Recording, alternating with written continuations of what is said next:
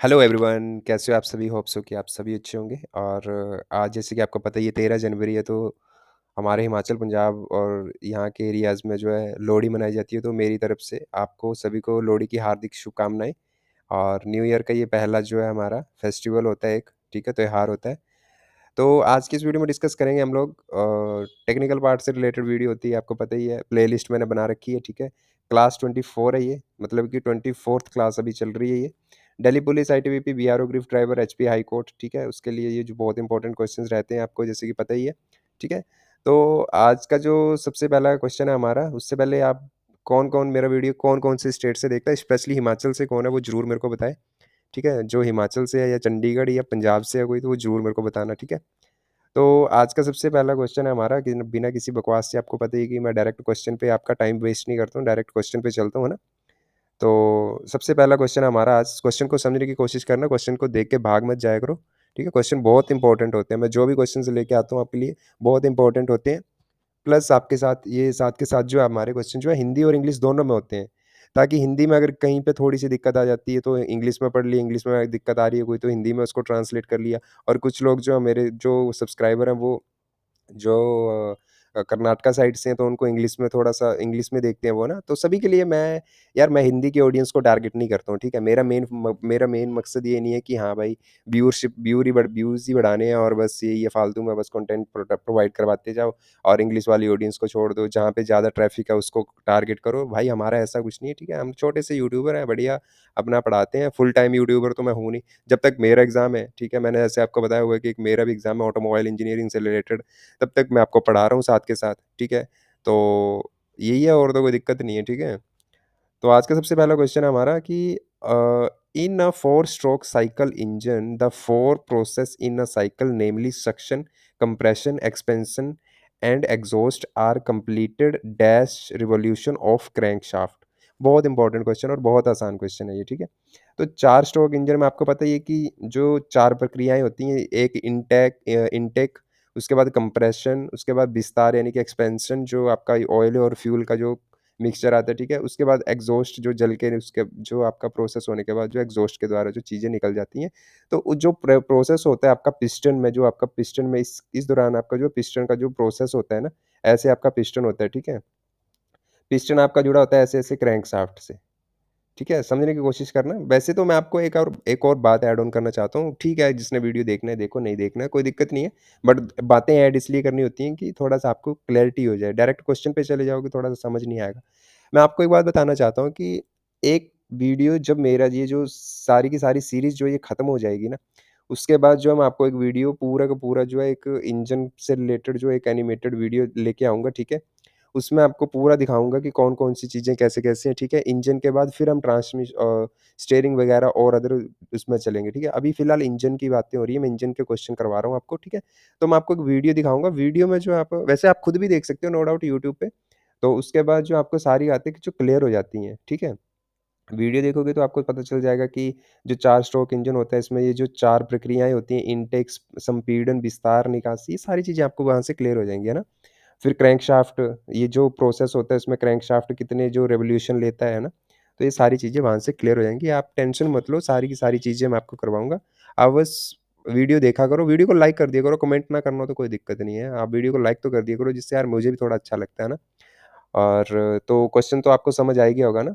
तो इसमें ये पूछा गया है कि 4 स्ट्रोक इंजन में चक्कर 4 प्रक्रियाएँ जो आपको मैंने बताई, इनटेक, संपीड़न, विस्तार और निकासी, ठीक है?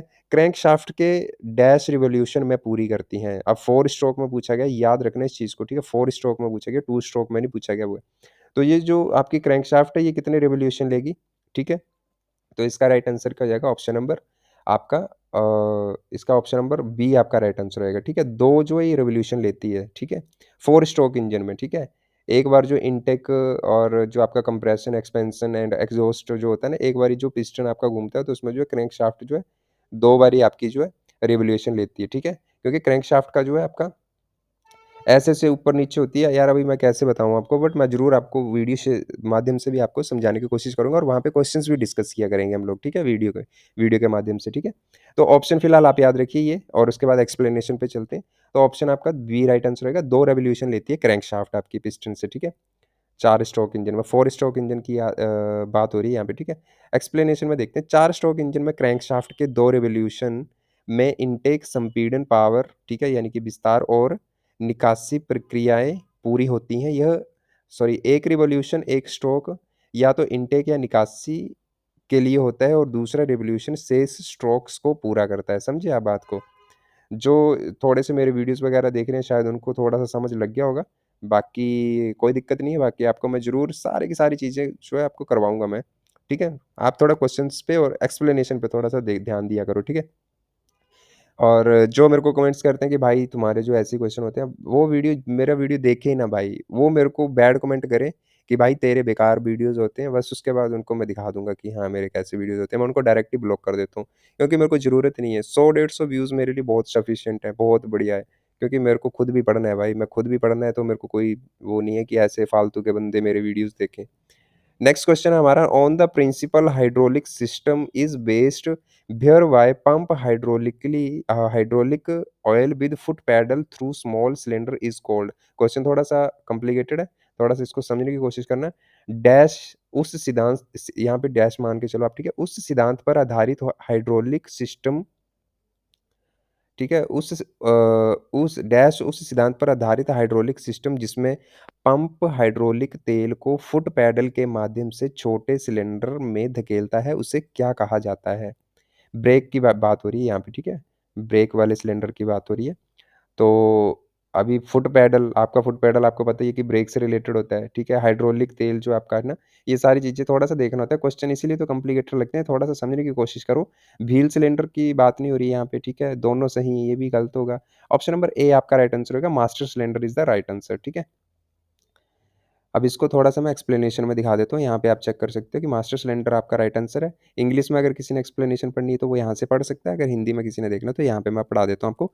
हाइड्रोलिक सिस्टम में मास्टर सिलेंडर पैडल से उत्पन्न बल को, यानी कि जो आप पैडल दबाते हो उसमें जो फ़ोर्स होती है, उसको उत्पन्न बल को हाइड्रोलिक दबाव में बदलने का काम करता है, ठीक है? यह हाइड्रोलिक द्रव को सिस्टम के माध्यम से धक्का देता है, जो फिर अन्य सिलेंडरों जैसे व्हील सिलेंडर तक पहुँचता है ताकि काम किया जा सके, जैसे कि वाहनों में ब्रेक लगाना। मैंने आपको बताया ना कि ब्रेक से रिलेटेड सारी बात हो रही है, ठीक है? व्हील सिलेंडर भी था इसमें, लेकिन व्हील सिलेंडर कहाँ है आपका? लास्ट में है ना? तो हमें फर्स्ट प्रायोरिटी का आंसर जो है यहाँ से जो फंक्शन था, वो मास्टर सिलेंडर से था, तो इसके लिए हमें राइट आंसर ऑप्शन नंबर ए करना होता था, ठीक है? ऑप्शन नंबर ए आपका मास्टर सिलेंडर आपका राइट आंसर हो जाएगा। नेक्स्ट क्वेश्चन है, बहुत इंपॉर्टेंट क्वेश्चन है इस वीडियो में। The minimum parking brake force is generally dash of gross vehicle mass, ठीक है? न्यूनतम पार्किंग ब्रेक बल सामान्यतः ग्रॉस व्हीकल मास का डैश होता है, कितने परसेंट होता है? पार्किंग ब्रेक की बात कर रहा है, तो कितने परसेंट होता है? 5%, 10%, सी है आपका 15%, ऑप्शन नंबर डी 20%। तो इसका राइट आंसर क्या हो जाएगा आपका? ऑप्शन नंबर बी आपका सॉरी डी आपका राइट आंसर होगा, 20% आपका जो है राइट आंसर हो जाएगा।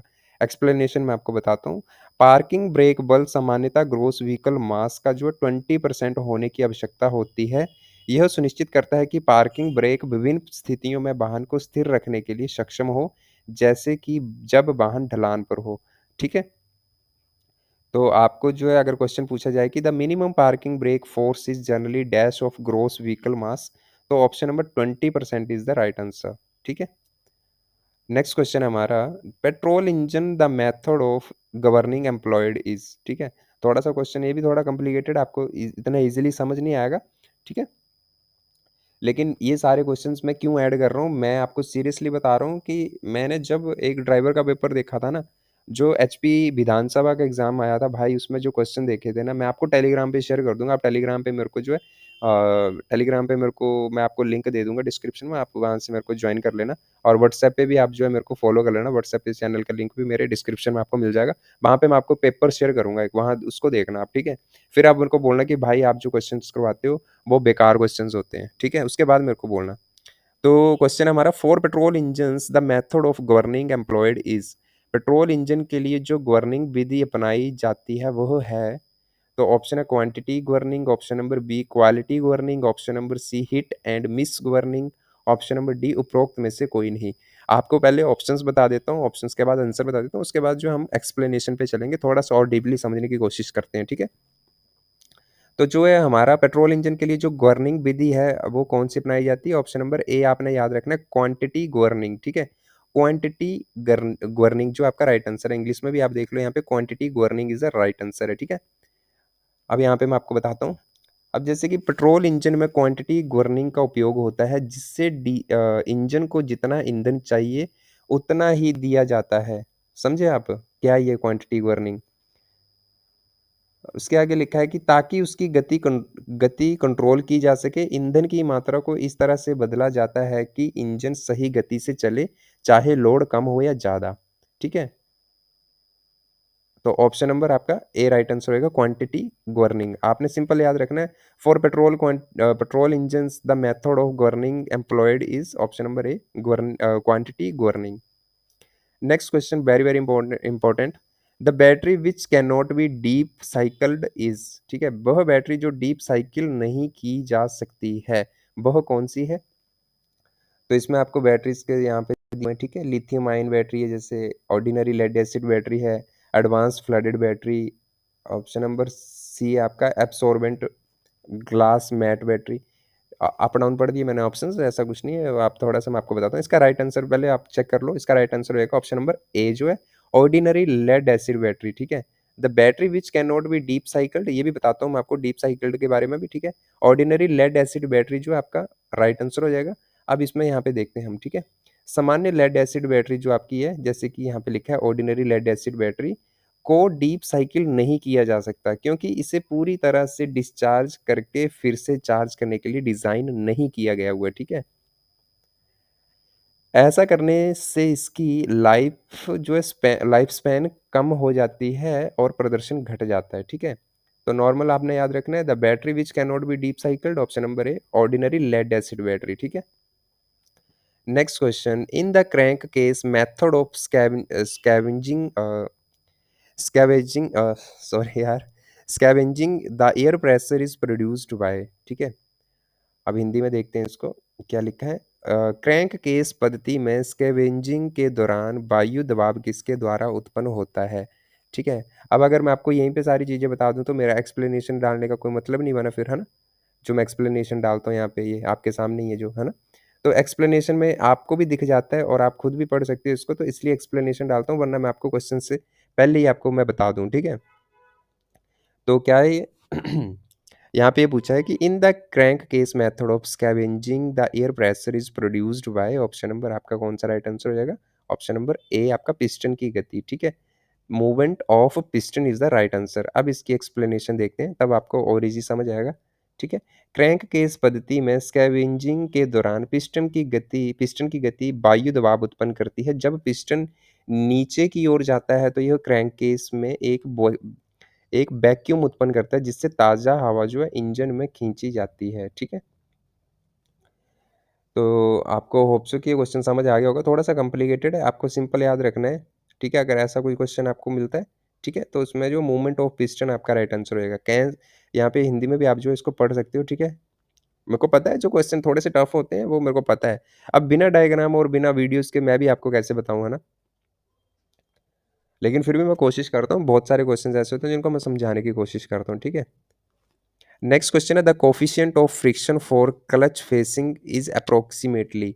अब आप बोलोगे कि ऐसे क्वेश्चंस कहाँ आते हैं यार, है ना। तो मैं आपको फिर बता रहा हूँ कि कभी किसी ड्राइवर का पेपर उठा के देखना, वहाँ पे देखना कैसे कैसे क्वेश्चंस पूछे जाते हैं, ठीक है। बनाना आपको ड्राइवर ही उन्होंने, बट भाई मैं सीरियसली बता रहा हूँ, फिर मैं एक बार फिर रिपीट कर रहा हूँ कि ये जो है आपको ऑटोमोबाइल इंजीनियर बना के छोड़ेंगे, ठीक है। क्लच फेसिंग के लिए घर्षण गुणांक लगभग कितना होता है, ठीक है। ऑप्शन नंबर बी आपका राइट आंसर हो जाएगा 0.4, ठीक है। The coefficient of friction for the clutch facing is approximately 0.4 is the right answer. अब यहाँ पे देखते हैं क्लच फेसिंग के लिए जो आपका फ्रिक्शन फ्रिक्शन होता है, घर्षण, ठीक है, गुणांक यानी कि उसको कोफिशिएंट बोलते हैं। घर्षण गुणांक जो सामान्यतः 0.4 होता है, यह मान सुनिश्चित करता है कि क्लच सुचारू रूप से जुड़ और अलग हो सके बिना ज़्यादा स्लिप किए, ठीक है। तो ऑप्शन नंबर आपका क्या हो जाएगा right answer? Option number B is the right answer. ऐसे क्वेश्चन भी पूछे गए हुए हैं, बहुत बार एग्जाम में पूछे गए हुए हैं, मैंने देखे हुए हैं। मैंने पहले इन क्वेश्चंस को इग्नोर करता था, मैं सोचता था कि आपसे ये सब थोड़ी ना पूछा जाएगा, लेकिन नहीं, मैंने जब से वो क्वेश्चन देखा है ना, जो क्वेश्चन पेपर देखा है ना पुराना, भाई तब से मैं ये सोच रहा हूँ इन क्वेश्चंस को भी हमें इग्नोर नहीं करना चाहिए। Next question, to increase output voltage battery cell are connected in. Output voltage बढ़ाने के लिए बैटरी सेल्स को किस प्रकार जोड़ा जाता है? तो आपका ऑप्शन है series, option number B parallel, option number C series parallel, option number D none of the these या नन ऑफ एबव। ठीक है, तो आउटपुट वोल्टेज बढ़ाने के लिए बैटरी सेल्स को जो है श्रृंखला में जोड़ा जाता है। ठीक है, ऑप्शन नंबर ए आपका राइट आंसर होगा। सीरीज में जोड़ा जाता है, ऑप्शन नंबर ए। ठीक है, सीरीज पैरेलल आपका जो ये गलत है। ठीक है, ऑप्शन नंबर ए आपका राइट आंसर हो जाएगा। ठीक है, यहाँ पे एक्सप्लेनेशन में क्या लिखा है कि आउटपुट वोल्टेज बढ़ाने के लिए बैटरी सेल्स को श्रृंखला में जोड़ा जाता है। श्रृंखला में जोड़े जाने पर प्रत्येक सेल का वोल्टेज जोड़कर कुल आउटपुट वोल्टेज बढ़ जाता है। ठीक है, नेक्स्ट क्वेश्चन है, in a two stroke engine the working cycle is complete in the number of revolution of the crankshaft equal to. पहले आपसे फोर स्ट्रोक के बारे में पूछा गया था। ठीक है, अभी क्वेश्चन आ गया टू स्ट्रोक के बारे में। ठीक है, जो क्रैंकशाफ्ट का जो रिवॉल्यूशन पूछा गया था फोर स्ट्रोक इंजन में, पहले फोर स्ट्रोक इंजन का पूछा गया था, अभी टू स्ट्रोक इंजन का पूछा गया हुआ। मैंने जैसे आपको बताया था ना, तो दो स्ट्रोक इंजन में कार्य चक्कर कितने क्रैंकशाफ्ट घूर्णन में पूरा होता है?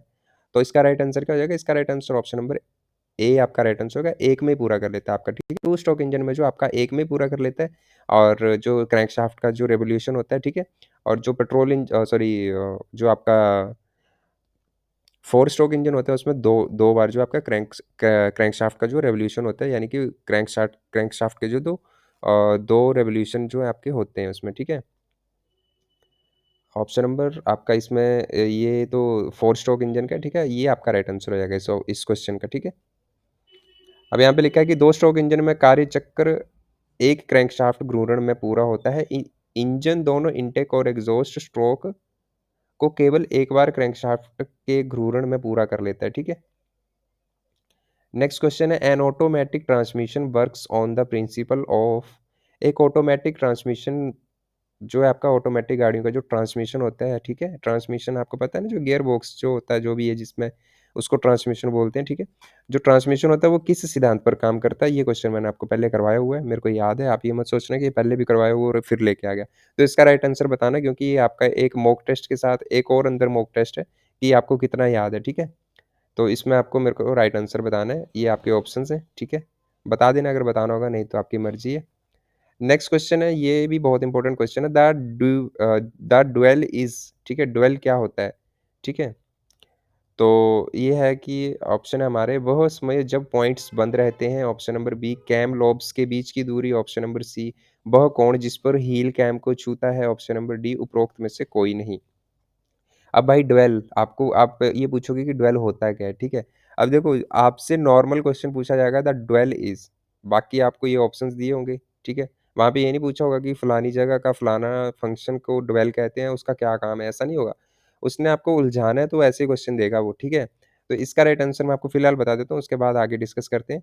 फिलहाल आपने ऐसे याद रखना है इसको, ड्वेल का नॉर्मल है ये, तो आपको सभी को याद रहेगा क्योंकि थोड़ा सा यूनिक सा क्वेश्चन है।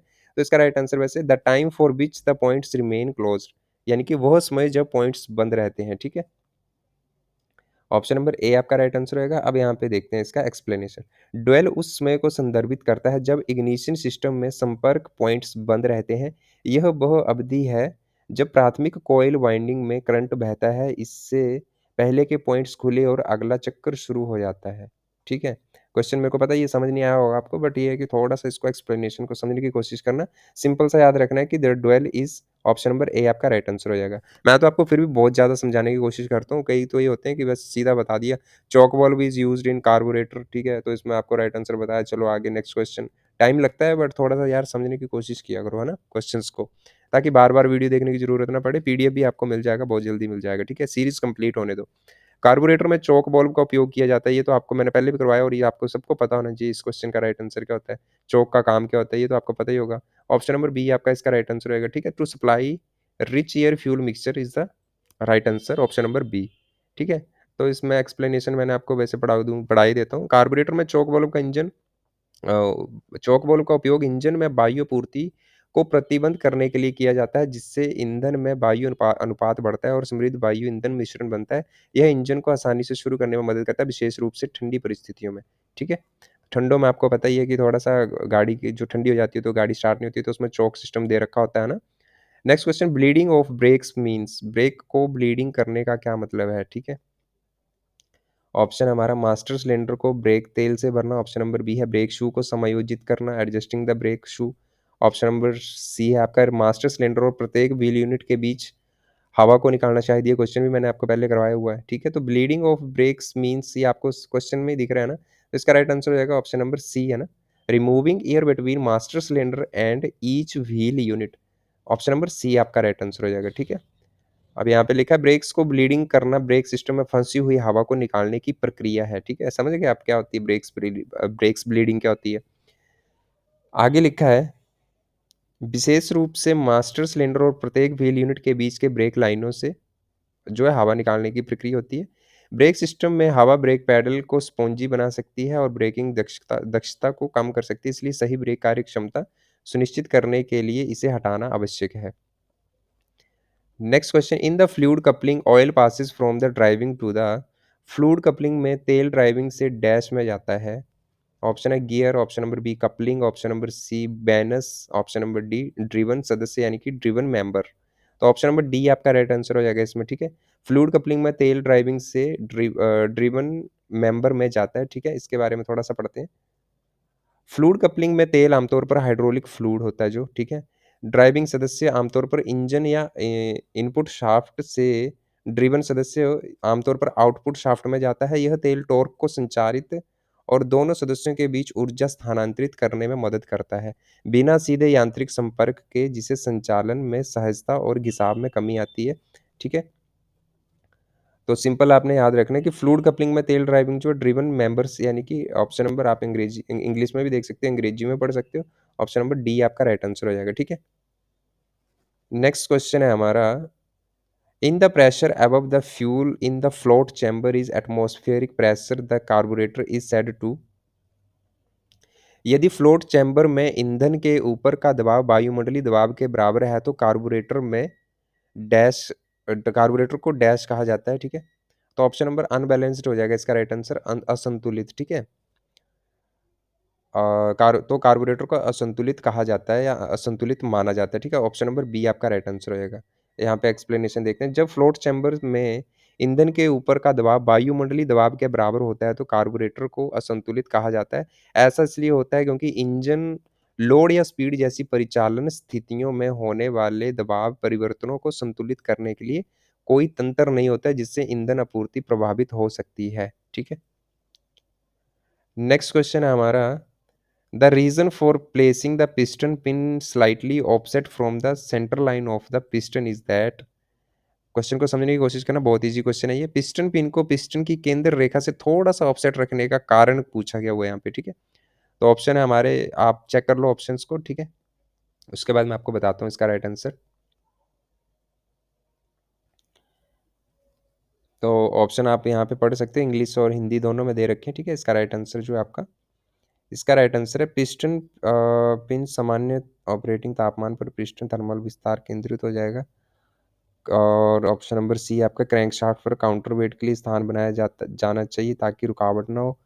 यह पिस्टन स्लैब को, ऑप्शन नंबर डी आपका राइट आंसर हो जाएगा, ठीक है? इसमें option number D is the right answer, it reduce piston slab, ठीक है? अब इसके बारे में पढ़ते हैं थोड़ा सा आगे, पर ऑप्शन नंबर डी आपका राइट आंसर हो जाएगा, ठीक है? अब यहाँ पे मैं पढ़ाता हूँ आपको, पिस्टन पिन को केंद्र रेखा से थोड़ा ऑफसेट रखा जाता है ताकि पिस्टन स्लैब को कम किया जा सके। पिस्टन स्लैब वह शोर है जो तब होता है जब पिस्टन संचालन के दौरान सिलेंडर में आगे पीछे हिलता है, ठीक है? जब पिस्टन अप डाउन होता है, पिस्टन पिन को ऑफसेट करके हिलने की गति कम हो जाती है जिससे इंजन अधिक शांत और कुशल चलता है या कुशल हो जाता है, ठीक है? It reduce piston slab is the right answer, आपका जो आपका प्रीवियस क्वेश्चन था इसका right answer option number D हो जाएगा। तो आज की वीडियो में सिर्फ इतने क्वेश्चन है, अगर किसी भी क्वेश्चन में आपको कोई प्रॉब्लम है तो यहाँ पे स्लाइड नंबर दे रखा है, आप कमेंट कर सकते हो कि भैया आपका क्वेश्चन नंबर 55 52 स्लाइड का जो आपका क्वेश्चन गलत है उसको आप एक बार चेक करना, तो आप जरूर मेरे को कमेंट के माध्यम से जरूर बताना, ठीक है? मिलते हैं नेक्स्ट वीडियो में, क्वेश्चंस कैसे लगे आप जरूर बताना, और ऐसे वीडियोज़ के लिए आप जो है मेरी प्लेलिस्ट चेक कर सकते हो मेरे चैनल पे जाके, और मिलते हैं नेक्स्ट वीडियो में, तब तक के लिए थैंक यू, जय हिंद।